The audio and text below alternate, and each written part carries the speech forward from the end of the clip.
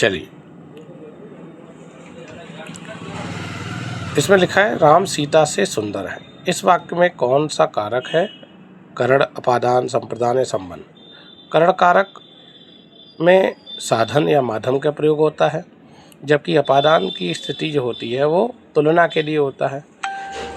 ठीक है, तो तुलना इसमें दिख रहा है, तो इसमें क्या है? तुलना हो रही है राम सीता से सुंदर। ठीक है, तो तुलना वाले में क्या हो जाएगा? अपादान। और इसके अतिरिक्त इसमें भय, दूरी और घृणा का भाव भी आता है, जो तीनों ये किसकी ओर संकेत करते हैं? अलगाव की। अलगाव क्या होता है? अलगाव आपका अपादान कारक हो जाता है। ठीक है, तो सही विकल्प अपादान कारक। ठीक है, आगे देखते हैं क्या लिखा है। पेड़ से पत्ता गिरा। यह यहाँ पे पेड़ से जो शब्द है, इसमें आपको बताना है कि कौन सा कारक है।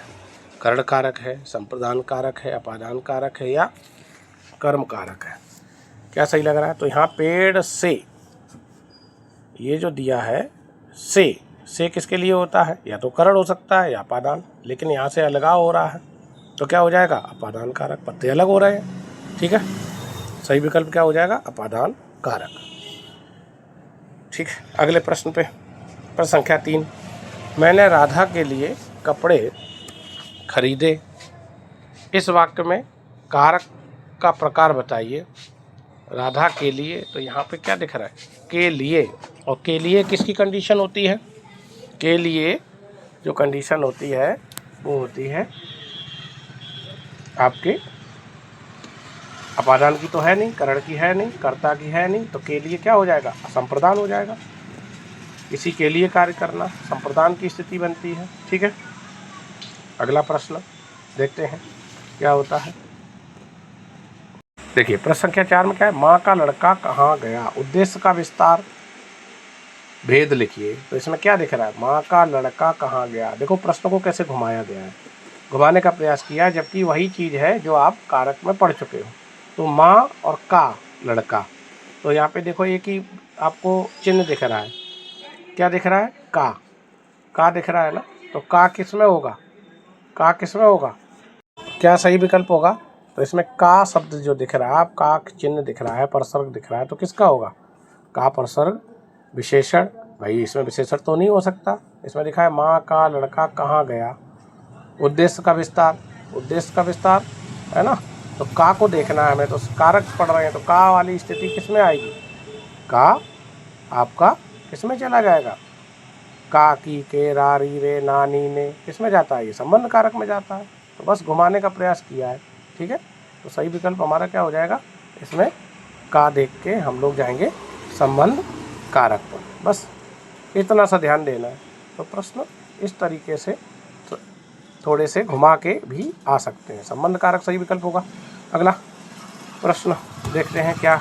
बहुत अच्छा क्वेश्चन है ये, ध्यान से इसको, इस तरीके के प्रश्न भी बहुत आते हैं एग्जाम में। ठीक है, आइए अगले प्रश्न पे चर्चा करते हैं। प्रश्न संख्या 5। वाक्य में किस शब्द से क्रिया के संबंध का बोध होता है? ये आपको बताना है। किस शब्द से क्रिया के संबंध का बोध होता है? भाई संबंध का बोध होगा तो कौन सा हो जाएगा? जब संबंध की बात करेंगे तो संबंध कारक हो जाएगा। ठीक है, सही विकल्प हो गया आपका ए। अगला प्रश्न, संबंध कारक में क्या होता है? रारी, रे, काकी, के, नानी, ने। ठीक है, अगला प्रश्न 6। वृक्ष से पत्ते गिरते हैं। इस वाक्य में से, इसमें आपको क्या बताना है? इस वाक्य में वृक्ष से पत्ते गिरते हैं, से, तो से अलगाव हो रहा है, तो अपादान हो जाएगा।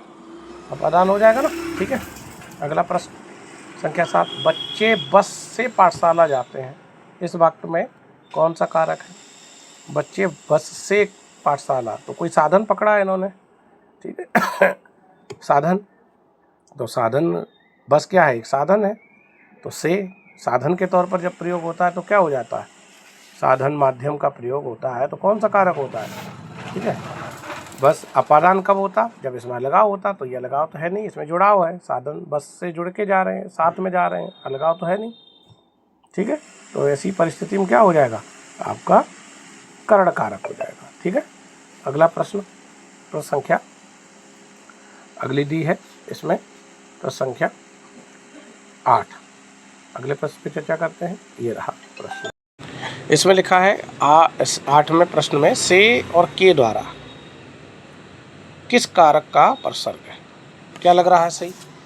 अपादान कारक, करण कारक, संप्रदान कारक या अधिकरण कारक? क्या सही लग रहा है? से और के द्वारा किसके लिए आते हैं? करण कारक के लिए। ठीक है, करण कारक के लिए। अगला प्रश्न ये रहा, प्रश्न संख्या 9। लिखा है इसमें, निम्न में अधिकरण कारक का प्रसर्ग बताना है भाई। निम्न में अधिकरण कारक का प्रसर्ग। तो अधिकरण कारक का क्या होता है? मैं, पर, से, ना, नी, ने, काकी, के, इनमें से क्या लग रहा है? पर। मैं, पर, ने किसका होता है भाई? इसका भी बताइए। कर्ता का होगा, को कर्म का होता है, और से करण या अपादान कारक का होता है। तो सही विकल्प क्या होगा यहाँ पे? सही विकल्प क्या होगा? सही विकल्प आपका ए, पर। ठीक है, अगले प्रश्न पे चर्चा करते हैं। प्रश्न संख्या 10। उस जगह पर क्या लिखा है? उस जगह पर सभा होने जा रही है। रेखांकित पद जो दिया है उस जगह दिया है, इसमें आपको प्रसर्ग पूछा। रेखांकित उस जगह, तो उस जगह, उसके बाद देखिए प्रसर्ग क्या लगा है? पर। ठीक है, तो ये जो पर लगा है यहीं से हम पहचान लेंगे, तो ये किसका हो जाएगा? अधिकरण कारक का हो जाएगा। अधिकरण कारक, तो यहीं से बस थोड़ी सी पहचान अगर होगी तो हम लोग कर लेंगे। अगला प्रश्न दिया है, प्रश्न संख्या 11। राजा भिक्षुक को दान देता है। थोड़ा सा जूम कर लो। राजा भिक्षुक को दान देता है। तो जब दान की बात आ जाती है तो क्या हो जाता है इसमें? जब दान का भाव हो तो क्या हो जाएगा? दान का भाव, देने का भाव, किसी की हितपूर्ति का भाव, तो क्या हो जाएगा? को दान का भाव देखा जाएगा, है ना? तो दान का भाव क्या हो जाएगा? ठीक है, तो दान का भाव हो जाएगा आपका संप्रदान। संप्रदान क्या है? किसी की हितपूर्ति के लिए, किसी को कुछ देने के लिए। ठीक है, अगला प्रश्न, प्रश्न संख्या 12। वह मुझसे अलग रहता है। इसमें रेखांकित शब्द के आधार पर बताइए कि यहाँ कौन सा कारक है। भाई मुझसे को अंडरलाइन किया है इन्होंने, रेखांकित ये है, तो इसमें क्या दिख रहा है? से। और जब इसमें से दिख रहा है तो ये अलग रहता है। मुझसे अलग का भाव क्या हो जाएगा? अपादान। ठीक है, अलगाव की स्थिति आ रही है। अगला प्रश्न 13। इसमें लिखा है, पर किस कारक का प्रसर्ग है? बताइए शीघ्र। पर किस कारक का प्रसर्ग है? पर, तो यहाँ किसका हो जाएगा? पर। मैं, पर, पे अधिकरण कारक का होता है। सही विकल्प क्या होगा? अधिकरण कारक। सही विकल्प अधिकरण कारक। अगला, माता पिता अपने बच्चों के लिए कड़ी मेहनत, इसमें थोड़ा सा छुपा हुआ है, मैं इसको थोड़ा सा जूम करूं। मेहनत, देखिए इसमें के लिए, जो के लिए है ना, तो के लिए किसका होता है? के लिए, इसमें विकल्प विशेषण, प्रसर्ग, सर्वनाम, तो भाई क्या है? तो ये तो के लिए तो प्रसर्ग है ना, रेखांकित। प्रसर्ग विभक्ति चिन्ह है, तो क्या सही विकल्प क्या होगा? विकल्प नंबर आपका के लिए जो हो जाएगा वो प्रसर्ग हो जाएगा, जो रचना के बाद लगता है। ठीक है, संप्रदान कारक का प्रसर्ग है, तो ये आपका सही विकल्प हो जाएगा बी। ठीक है, अगले प्रश्न पे, प्रश्न संख्या 15। निम्नलिखित में से इसमें लिखा है, कर्ता कारक वाला वाक्य छांटना है आपको। क्या हो सकता है बताइए? 4 विकल्प दिए गए हैं, तो इसमें क्या दिया है देखिए। मोहन को जाना है, पहला दिया है। शीला को रोटी खिलाओ, शाम को मत आना, बीमा को पुस्तक दे दो। क्या लग रहा है? बहुत इंपॉर्टेंट क्वेश्चन है, मोस्ट इंपॉर्टेंट कहेंगे इसको। तो भैया कर्ता कारक का तो इसमें चिन्ह ही नहीं दिख रहा है। कर्ता कारक का चिन्ह तो प्रसर्ग ने होता है सामान्य तौर पर, लेकिन जब इसमें ने प्रसर्ग है तो इसमें तो ने है नहीं, तो इसका मतलब ये कर्ता कारक वाला प्रश्न कैसे बन सकता है? तो मैंने आपको बताया है कि कर्ता कारक का विशेष परिस्थिति में को भी होता है प्रसर्ग और से भी हो जाता है। से और को दोनों प्रसर्ग हो सकते हैं, ने और को भी हो सकता है, से भी हो सकता है। जब वाक्य भाववाच्य में होगा तो से हो जाता है, और जब चाहिए के अर्थ में वाक्य बनेगा तो उसमें को हो जाता है। ठीक है, तो चाहिए के अर्थ में आ रहा है, तो ये विशेष वाक्य में ऐसी परिस्थिति बनती है तो सही विकल्प हमारा मोहन को। मोहन कौन है इसमें? कर्ता है। मोहन कौन है? कर्ता है। और कर्ता के साथ किसका चिन्ह होगा? उसका ही चिन्ह होगा, यानी उसका परसर्ग लगेगा। ठीक है, तो ये विशेष स्थिति में ऐसा भी हो जाता है, तो सही विकल्प हमारा हो जाएगा ये। अब इसमें शीला को रोटी खिलाओ, ये दूसरे के लिए कार्य है, हो नहीं सकता। शाम को मत आना, ये भी नहीं हो सकता। और बिमा को पुस्तक दे दो, ये संप्रदान का भाव आ गया, तो इसमें भी नहीं हो सकता। ठीक है, तो सही विकल्प क्या होगा? ए, मोहन को। ध्यान रखना है, बहुत अच्छा क्वेश्चन है।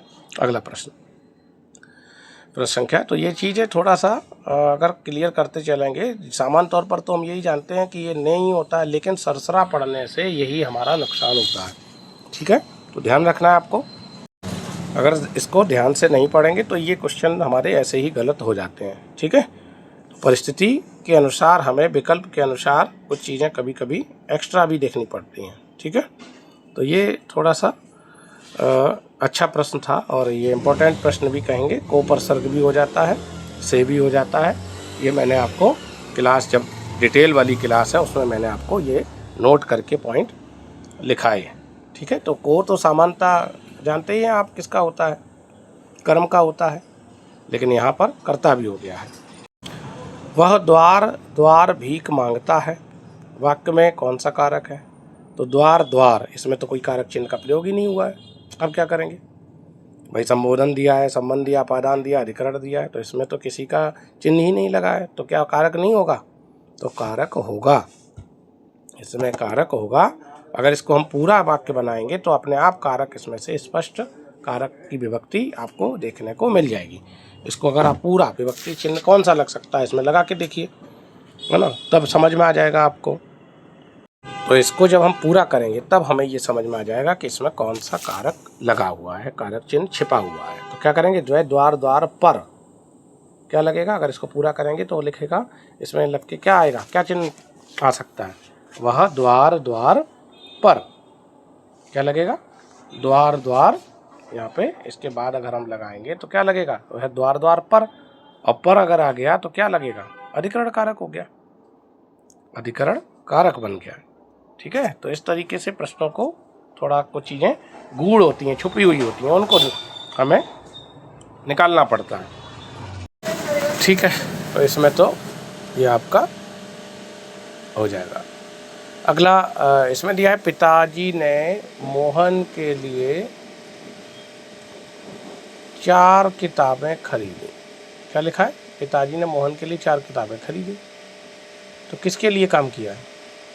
वाक्य में के लिए लिखा है, तो के लिए किसका होता है?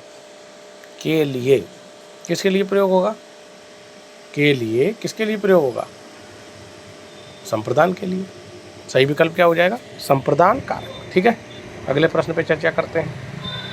इसमें लिखा है, राम ने सारी पुस्तकें पढ़ ली। इस वाक्य में किस कारक का चिन्ह है? राम ने, तो भाई एक ही चिन्ह दिख रहा है इसमें, एक ही चिन्ह तो दिख रहा है। राम ने सारी पुस्तकें पढ़ ली, तो एक ही चिन्ह दिख रहा है। तो ने किसका होता है? ने जो है वो किस कारक का चिन्ह हो जाएगा? तो ने जो है कर्ता कारक का चिन्ह हो जाएगा। सही विकल्प ये हो जाएगा। अगला प्रश्न संख्या 19, इसमें लिखा है, मेज पर पुस्तक पड़ी हुई है। इस वाक्य में किस कारक की विभक्ति का प्रयोग हुआ है? मेज पर, मैं पर पे किसका होता है? सिंपल अधिकरण कारक।